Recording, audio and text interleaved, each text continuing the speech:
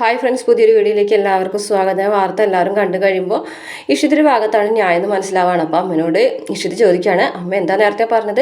ഭർത്താവ് പറയുന്നത് ഭാര്യ അതേപടി അനുസരിക്കണമെന്നോ? ഭാര്യ പറയുന്നത് ഭർത്താവിനും അനുസരിക്കാം എന്ന് പറഞ്ഞിട്ട് ഇഷിത മഹേഷിനൊന്ന് ഇരുത്തി നോക്കിയിട്ട് അകത്തേക്ക് പോവുകയാണ്. അപ്പോൾ രാമനാഥൻ വന്നിട്ട് സ്വപ്നവല്ലിയോട് ചോദിക്കുകയാണ്, ഇപ്പം എന്തായി സ്വപ്നവല്ലി? മരുമോളെ കുറിച്ച് എന്തെങ്കിലും പറയാനുണ്ടോ? പ്രിയാമണി കീ കൊടുത്തു വിട്ടതാണെന്നല്ലേ നീ പറഞ്ഞത്, ലേലം പിടിക്കാതിരിക്കാനായിട്ട്? മോനെ മഹേഷേ, നീ കുറച്ചും കൂടെ ചിന്തിക്കേണ്ടതായിരുന്നു. ഇഷിത അങ്ങനെ പറയുമ്പോൾ അതിലെന്തെങ്കിലും കാര്യമുണ്ടെന്ന്. എന്തായാലും നീ ഇഷിതയോടൊന്ന് സോറി പറഞ്ഞേക്ക് എന്ന് പറയുകയാണേ. അങ്ങനെ മഹേഷ് അകത്തേക്ക് പോവുകയാണേ. അതേസമയം ഇഷിതയാണെന്നുണ്ടെങ്കിൽ വന്നിട്ട് ഇങ്ങനെ ആലോചിക്കുകയാണ് കേട്ടോ. ആ സമയത്ത് ഒരു കോള് വന്നപ്പോൾ ഇഷിത എടുത്തിട്ട് പുറത്തേക്ക് പോയല്ലോ. അവിടെ കോള് വന്നത് ചിപ്പിയൊന്നുമല്ല, അവിടെ വെച്ചിട്ട് ഒരു ഡോക്ടറല്ല, ഒരു കുട്ടീനെ, ഒരു അച്ഛനെ കണ്ടായിരുന്നല്ലോ, ഡെങ്കിപ്പനി പിടിച്ചിട്ട് കുട്ടീനെ രക്ഷിച്ചിട്ടുണ്ടായിരുന്നു ഇഷിത. അപ്പോൾ ഈ ഒരു സാറ് വന്നിട്ട് ഇഷിതയോട് പറയുകയാണ്, ഈ ഭൂമി സർക്കാരിൻ്റെയാണ്, ഫ്രീസ് ചെയ്ത് വെച്ചിരിക്കുകയാണ്, മഹേഷ് സാറിനോട് ഇത് ലേലത്തിൽ പിടിക്കേണ്ടെന്ന് പറഞ്ഞിരിക്കുക എന്ന് പറയുകയാണ്. അങ്ങനെ ഒരു അറിവ് വെച്ചിട്ടാണ് ഇഷിത ഈ ഒരു ലേലം പിടിക്കാതിരുന്നത്. മഹേഷ് ആണെങ്കിൽ സോറി പറയാനായിട്ട് ഇഷിതയുടെ അടുത്ത് വന്നിരിക്കാൻ നോക്കുന്നുണ്ട്. പിന്നെ അവിടെ നിന്ന് എഴുന്നേറ്റിട്ട് സോഫയിലിരിക്കുകയാണ്. ഒരു കയ്യകലത്തിൽ നിന്ന് കുറച്ച് മാറിയിരിക്കാന്ന് പറഞ്ഞിട്ട് ഇങ്ങനെ പറയുകയാണേ. അല്ല, അത് പിന്നെ ഞാൻ എന്താ ഇങ്ങനെ ആയിപ്പോയത്? ഞാൻ എന്താ ഇങ്ങനെയൊക്കെ ചെയ്യുന്നത്? അതെ, ഒരു പ്രാവശ്യം തെറ്റിദ്ധാരണ വന്നാൽ വീണ്ടും വീണ്ടും അത് ആവർത്തിക്കുന്നത് ഒരു കുറ്റം തന്നെയാണ്. ഞാൻ എന്താ ഇങ്ങനെയൊക്കെ ചെയ്യുന്നതെന്ന് എനിക്ക് മനസ്സിലാവുന്നില്ല. എങ്കിലും പറയാമായിരുന്നു സർക്കാർ ഫ്രീസ് ചെയ്ത് വെച്ചിട്ടുള്ള ഭൂമിയാണെന്ന്. അത് പറഞ്ഞാൽ മനസ്സിലാക്കാനുള്ള ബുദ്ധിയൊക്കെ എനിക്കില്ലേ? അത് പറഞ്ഞാൽ തീരാവുന്ന പ്രശ്നമേ ഉണ്ടായിരുന്നുള്ളൂ. എന്തായാലും ഞാനും എടുത്ത് ചാടി ഓരോന്നും ചെയ്യാൻ പറയാനും പാടില്ലായിരുന്നു എന്നൊക്കെ ഇങ്ങനെ പറയുകയാണേ.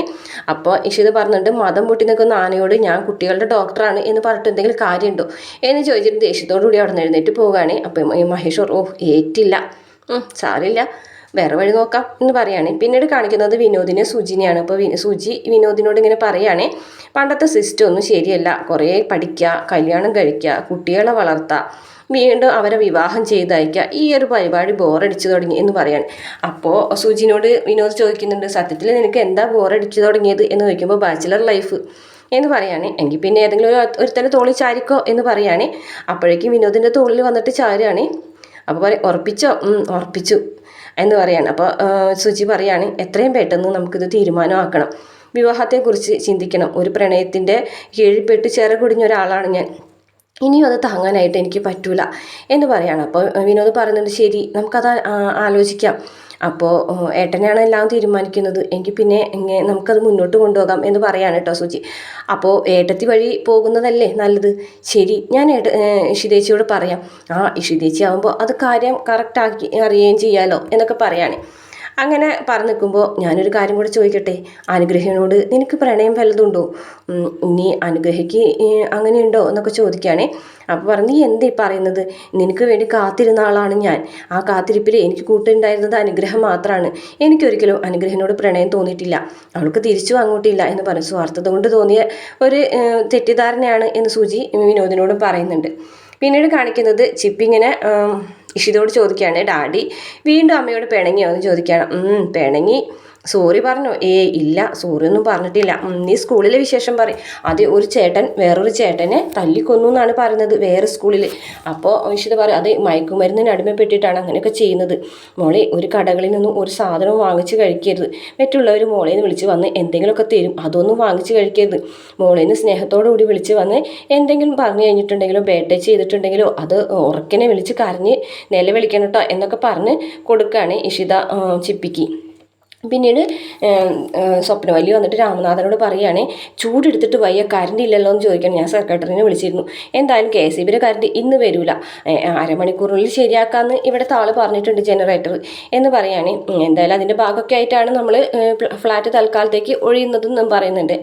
ഇതേ സമയം മഹേഷ് ആണെന്നുണ്ടെങ്കിൽ ആകാശ് ആകെ തകർന്നടിഞ്ഞ് നിൽക്കുന്ന ആ ഒരു ഭാഗം വീണ്ടും വീണ്ടും ഇങ്ങനെ മനസ്സിലാലോചിക്കുകയാണ്. അങ്ങനെ എന്തായാലും ഇഷിതിനോട് ആ ഒരു കാര്യത്തിന് നന്ദി പറയുന്നത് വെച്ചാൽ വീണ്ടും ഇഷിതിയുടെ അടുത്തേക്ക് വരികയാണ്.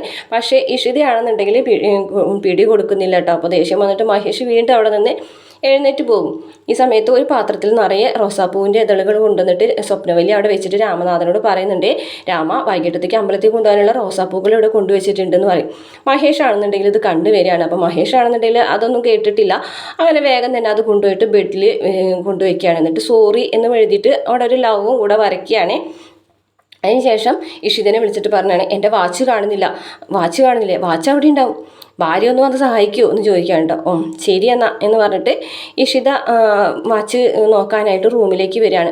അങ്ങനെ അവിടെ ഇവിടെയൊക്കെ മഹേഷും അന്വേഷിച്ച് നടക്കുന്നുണ്ട്, ഇഷിതയും അന്വേഷിച്ച് നടക്കുന്നുണ്ട് കേട്ടോ. ബെഡിൽ സോറി എന്ന് എഴുതിയത് കാണാൻ വേണ്ടിയിട്ടാണ് ഇഷിതനെ മഹേഷ് വിളിച്ചു വരുത്തിയത്. പക്ഷേ ഇഷിതയാണെന്നുണ്ടെങ്കിൽ അതങ്ങനെ കാണുന്നൊന്നുമില്ല, നോക്കുന്നുമില്ല.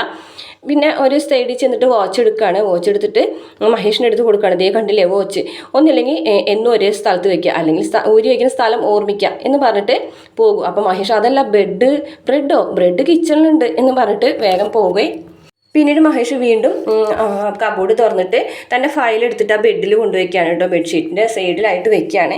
എന്നിട്ട് ഇഷിതനെ വീണ്ടും വിളിക്കുകയാണ്. അപ്പോൾ ഇഷിതയാണെന്നുണ്ടെങ്കിൽ ചിപ്പിയുടെ റൂമിലേക്ക് പോയിരിക്കുകയാണ്. എന്തായി ഡാഡി സോറി പറഞ്ഞോ? സോറി ഒന്നും പറഞ്ഞില്ല, പറയുമായിരിക്കും എന്ന് ഇഷിതയും പറയും. വീണ്ടും കോൾ വരുമ്പോൾ എന്താ എന്ന് ചോദിക്കുകയാണ്. അത് എൻ്റെ ഫയൽ കണ്ടോ? ഫയൽ അവിടെ കബോർഡിലല്ലേ വെക്കാറ്, അതവിടെ കാണുന്നില്ല, എവിടെയെങ്കിലും വന്ന് നോക്ക് എന്ന് പറയാണ് കേട്ടോ. അപ്പോൾ വീണ്ടും ഇഷിത വന്നിട്ട് അവിടെ ഇവിടെ ഒക്കെ നോക്കുമ്പോഴാണ് ബെഡിലിരിക്കുന്നത് കാണുന്നത്. കണ്ടില്ലേ, ഇതാണ് ഫയല്, ഇതൊക്കെ മര്യാദയ്ക്ക് വെച്ചുകൂടെയെന്ന് ചോദിക്കാൻ കേട്ടോ. അപ്പോൾ അത് വാങ്ങിച്ചിട്ട് മഹേഷ് ആകെ ദേഷ്യം വന്നിട്ട്, അല്ല ബ്രെഡ് കിച്ചണിലുണ്ടെന്ന് പറഞ്ഞില്ലേ എന്ന് പറഞ്ഞിട്ട് വീണ്ടും പോകുകയാണ്.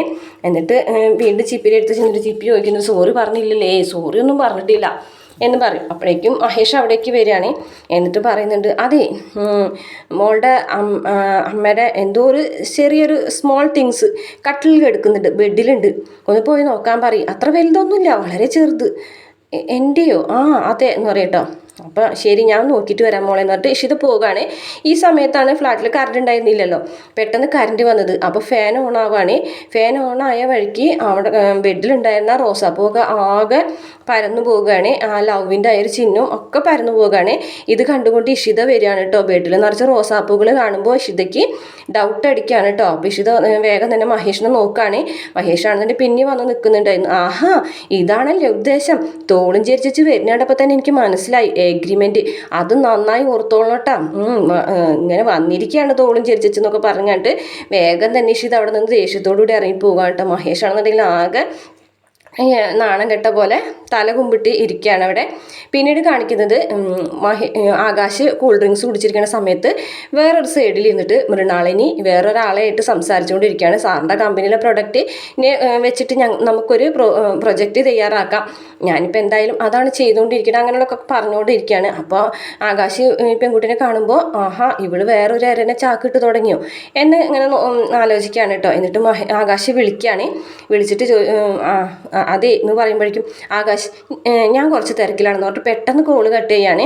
എന്നിട്ട് വീണ്ടും മൃണാളിനി അയാളോട് സംസാരിച്ചു തുടങ്ങും, എത്രയും പെട്ടെന്ന് അത് ചെയ്തെടുക്കണം സാറേ എന്നൊക്കെ പറയാം. അപ്പോൾ അയാൾ പറഞ്ഞിട്ട് ഞാനും ഇപ്പോൾ അതിൻ്റെ പിന്നിൽ കൂടെയാണ്, ഇപ്പോൾ ഒക്കെ എല്ലാവരും അങ്ങനെയാണ് ചെയ്യുന്നത് എന്ന് പറയും. അപ്പോൾ എന്നിട്ട് അയാൾ പോകും കേട്ടോ. അയാൾ പോയ സമയത്ത് ആകാശ് വീണ്ടും വിളിക്കും.